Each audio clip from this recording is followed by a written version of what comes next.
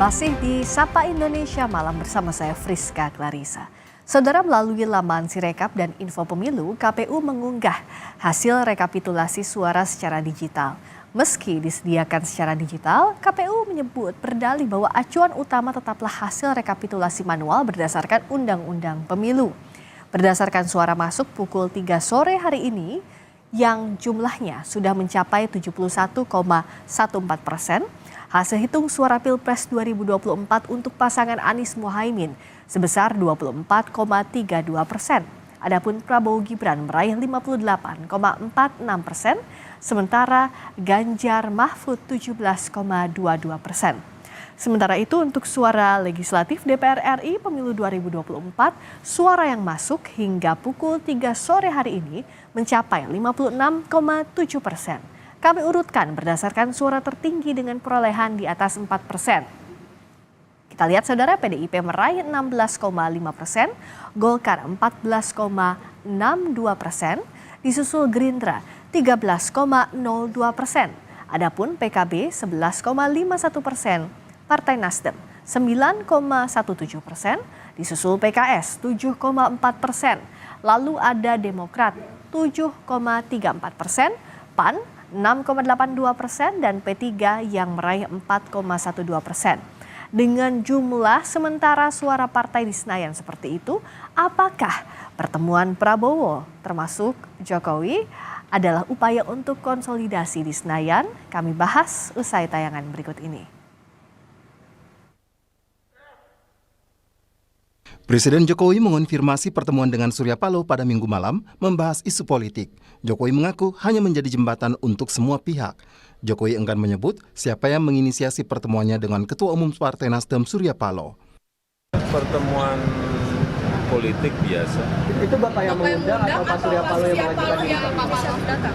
Saya kira dua-duanya tidak perlu harus siapa yang mengundang, siapa yang nggak perlu. Yang paling penting memang ada pertemuan dan itu akan sangat bermanfaat bagi perpolitikan kita, bagi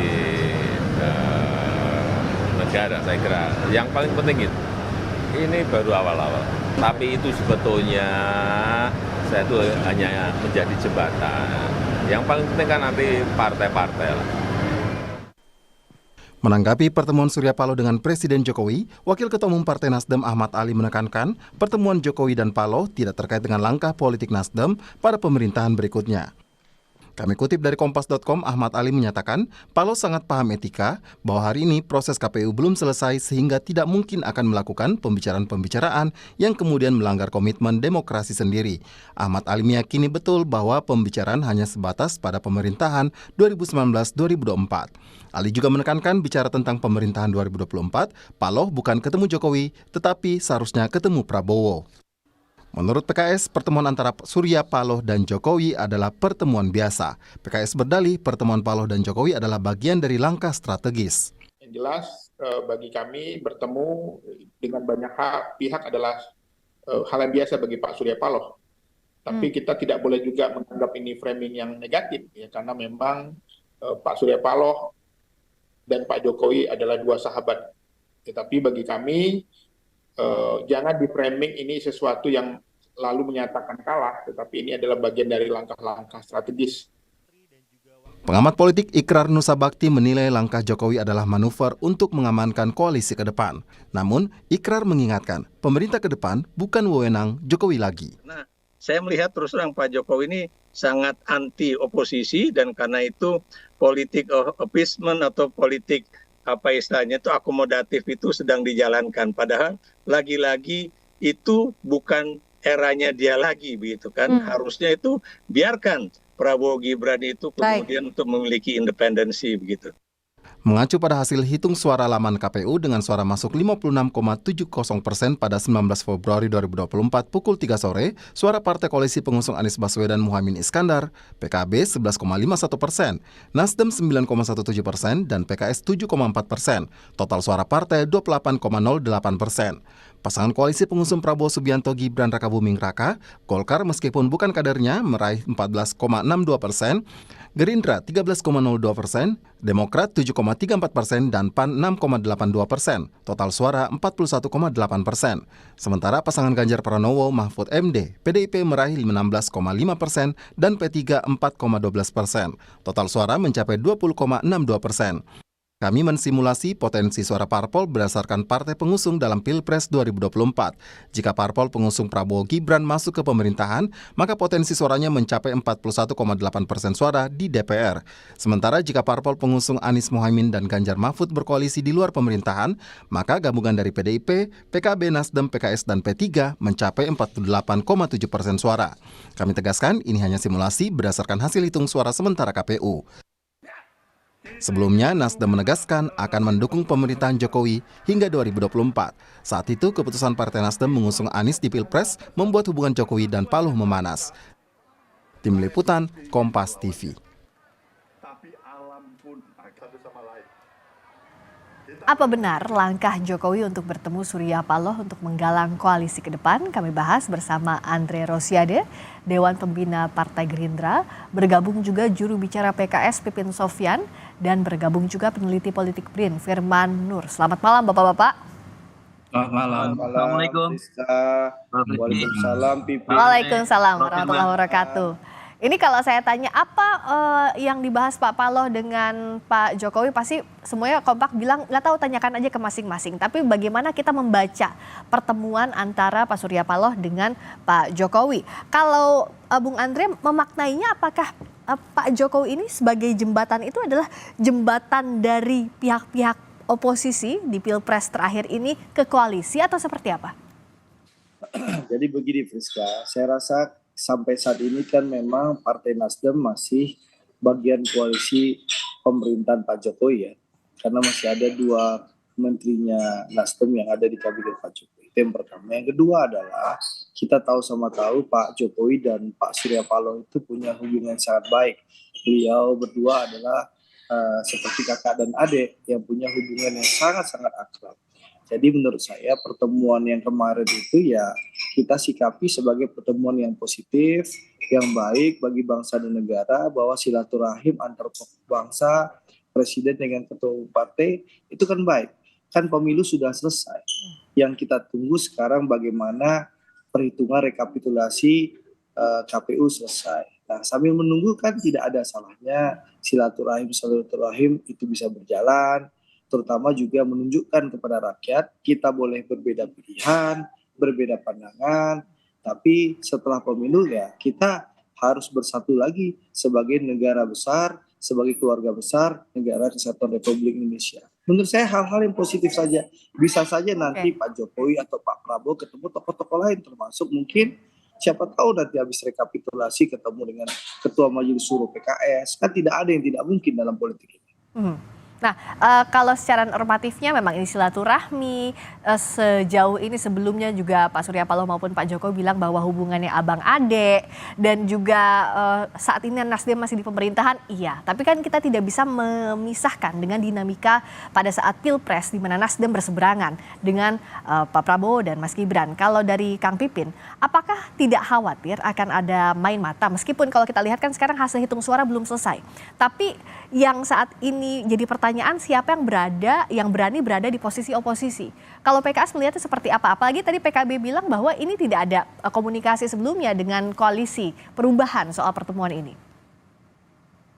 Ya, ojo ke susu ya. Jadi bagi kami ini, saat ini kami lebih banyak fokus bagaimana caranya agar semua pihak ya, terutama para saksi dari Timnas Amin ini memastikan bahwa suara Amin dan suara partai-partai pendukung ini aman.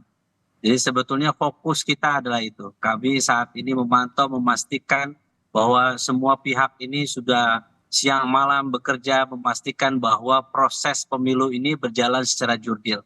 Kami mengumpulkan banyak data, kami mengumpulkan banyak kekurangan dan kecurangan yang terjadi di mana-mana. Adapun pertemuan Pak Surya Paloh dengan Pak Jokowi itu haknya beliau. Dan bagi kami setiap partai politik silakan saja ada pertemuan, tetapi kami harus sampaikan ya, terutama kami dari PKS, fokus kami saat ini adalah mengawal suara rakyat yang saat ini masih diperjuangkan, dan terus kami memastikan di setiap tahapan mulai dari TPS, PPK, kemudian sampai nanti tingkat kabupaten sampai nasional, memastikan suara itu firm, clear ya, tidak ada kecurangan di situ. Kalau ada kecurangan kita laporkan, kita proses sebaik-baiknya sehingga nanti rakyat merasakan keadilan. Oke, Kang Pipin, Jadi, tapi setelah pertemuan itu tidak ada pertanyaan dari koalisi ke Pak Surya Paloh ataupun sebaliknya Pak Surya Paloh menyampaikan apa yang dibahas lebih detailnya? ya sebetulnya hari ini ada pertemuan antar sekjen partai, ketiga partai koalisi pengusung Amin, dan tentu ada pembahasan, tetapi sekali lagi kami menghormati semua keputusan, kami memahami hak masing-masing untuk membuat keputusan mau ketemu dengan siapapun. Tetapi saya harus tegaskan sebagai jubir Amin dan juga sebagai jubir PKS, bagi PKS saat ini konsentrasinya adalah fokus mengawal suara rakyat di setiap tahapan. Baik. Jadi kami sangat menghargai semua jerih payah para pendukung, para saksi, semua petugas yang saat ini bertugas untuk memastikan mengawal. Karena ketika KPU belum memutuskan siapa dapat berapa, partai mana mendapatkan berapa persen, maka sebetulnya membahas koalisi dengan siapa, berada di pemerintahan atau di luar pemerintahan atau menjadi oposisi, itu terlalu jauh. Saat ini kami concern bagaimana mengumpulkan data-data dan fakta untuk memastikan bahwa suara yang didapatkan itu clear, tidak ada pencurian, tidak ada penggelembungan suara, itu yang kita perjuangkan. Oke, jadi dianggap terlalu dini kalau bicara koalisi sekarang. Kalau Mas Firman membacanya, apakah manuver Pak Jokowi ini, ya mau tidak mau meskipun belum ada hasil resmi rekapitulasi KPU berbekal hasil hitung cepat dan hasil hitung sementara, apakah ini bagian jembatan tadi untuk mengamankan pemerintahan ke depan, untuk menarik partai-partai yang berkemungkinan besar menjadi oposisi ke koalisi seperti apa yang dilakukan Pak Jokowi di periode kedua pemerintahannya? Yang menarik bagi saya adalah ini pertemuan dua kingmaker ya.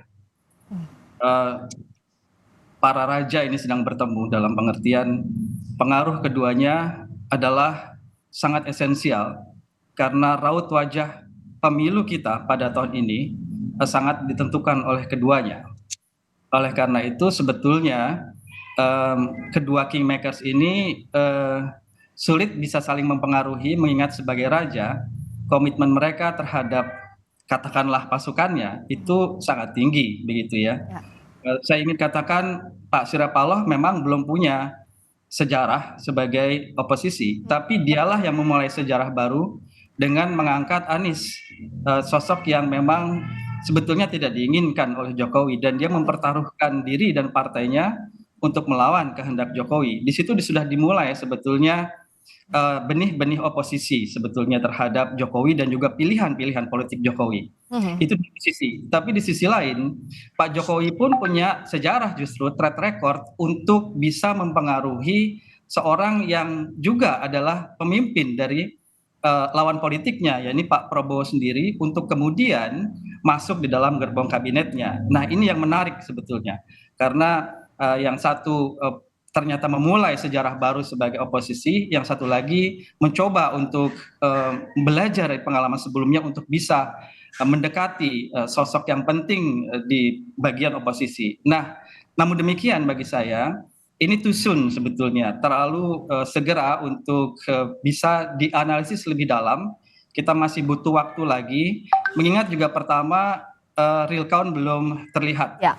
Dua, situasi kebatinan masing-masing paslon ini masih cukup panas untuk kita berpikir lebih settle begitu ya, lebih dingin, lebih tenang begitu. Jadi kita bisa lihat ini sebagai sebuah pertemuan yang biasa, yang kalau kita lihat dari sisi positifnya adalah ya dialog untuk menunjukkan kepada publik bahwa perbedaan politik tidak mesti harus membuat negara ini menjadi terbelah begitu. Tapi untuk langkah selanjutnya ya masih butuh waktu. Tapi masing-masing jelas akhirnya punya kepentingan, mengingat juga sistem kebiasaan politik kita adalah ingin juga mayoritas di parlemen. Meskipun itu agak bertentangan dengan sistem presidensialisme karena seharusnya presiden terpilih cawe-cawe ya. Dan memang saat ini kita sangat membutuhkan satu postur oposisi yang memang baik begitu ya. Yang kebetulan pada saat ini ada partai-partai yang juga tangguh gitu, dan itu sangat diperlukan sebetulnya bagi demokrasi kita, karena demokrasi tanpa oposisi yang kuat ya hanya demokrasi kaleng-kaleng. Demokrasi tanpa checks balances yang efektif, efisien demi kepentingan bangsa, ya itu juga demokrasi yang akhirnya akan menuju elitisme begitu. Oke. Nah, tadi bicara soal bagaimana langkah ke depan, apakah ini terlalu dini? Tapi kan kalau kita bicara soal politik tidak ada kata terlalu. Artinya semuanya harus disiapkan jauh-jauh hari. Bung Andre juga apakah melihat bahwa ini tidak terlalu dini pertemuan ini kalau diartikan selain silaturahmi juga menjejaki koalisi? Jadi gini Friska, kalau koalisi tentu saya rasa seluruh partai saat ini lagi menunggu hasil rekapitulasi yang ada. Apalagi kayak Pipin sama saya kan nunggu hasil penetapan KPU untuk pencalekan masing-masing. Jadi saya rasa kalau untuk bicara tahapan koalisi, duduk bersama tentu akan dimulai setelah tanggal 20 Maret. Setelah KPU menetapkan. Nah, itu yang pertama. Yang kedua, tapi tentu jangan sampai ya langkah baik yang dicontohkan oleh Pak Jokowi dan Pak Surya Paloh itu tidak kita apresiasi. Saya rasa apapun yang dibicarakan oleh beliau berdua, langkah ini baik untuk salah satunya mendinginkan suasana, menunjukkan kepada akar rumput bahwa kita boleh berbeda pilihan, boleh berbeda pandangan dalam pileg maupun pilpres 2024, tapi elit-elit ini demi kepentingan bangsa dan negara bisa bersatu, bisa bersilaturahim. Ini contoh yang baik, teladan yang baik yang ditunjukkan oleh Pak Jokowi dan Pak Surya Paloh. Menurut saya itu intinya.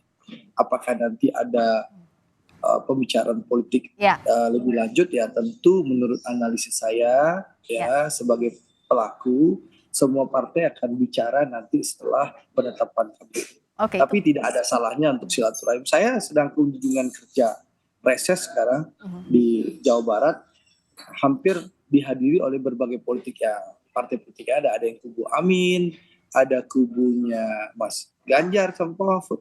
Kita silaturahim di sini, kita diskusi di sini, kita tunjukkan kepada rakyat kita boleh beda pilihan, tapi setelah pemilu kita keluarga besar negara kesatuan Republik Indonesia. Ini contoh baik, teladan yang baik yang harus ditunjukkan oleh elit bangsa. Seperti itu. Tapi kalau dalam hatinya Koalisi Indonesia Maju sebenarnya ingin lebih banyak partai bergabung di pemerintahan atau biarkan saja ada porsi oposisi? Jadi gini Friska, Pak Prabowo dari awal selalu menyampaikan kalau mandat diberikan kepada beliau, takdir Allah menakdirkan beliau sebagai Presiden Republik Indonesia, beliau akan berkomitmen bahwa kami akan mengajak seluruh kekuatan politik yang ada untuk bersama-sama mengelola bangsa dan negara ini. Bangsa ini terlalu besar, bangsa ini terlalu majemuk, bangsa ini begitu banyak permasalahan dan kita butuh kebersamaan dan semangat gotong royong untuk membangun Indonesia. Itulah komitmen Pak Prabowo. Jadi kalau Pak Prabowo dinyatakan menang oleh KPU nanti, ditetapkan oleh KPU, ya tentu Pak Prabowo sesuai komitmen dari awal akan mengajak seluruh kekuatan politik yang ada, ayo sama-sama kita duduk bareng, gotong royong membangun bangsa dan negara ini demi kemajuan NKRI yang kita cintai ini. Begitu Friska. Itulah komitmen Pak Prabowo. Kalau dari Koalisi Perubahan mana yang ideal sebenarnya? Apakah gemuk koalisi di pemerintahan atau siap-siap juga menempatkan diri di posisi oposisi? Karena kan kalau kita tahu bahwa kemungkinannya hanya dua, ada di pemerintahan atau di oposisi.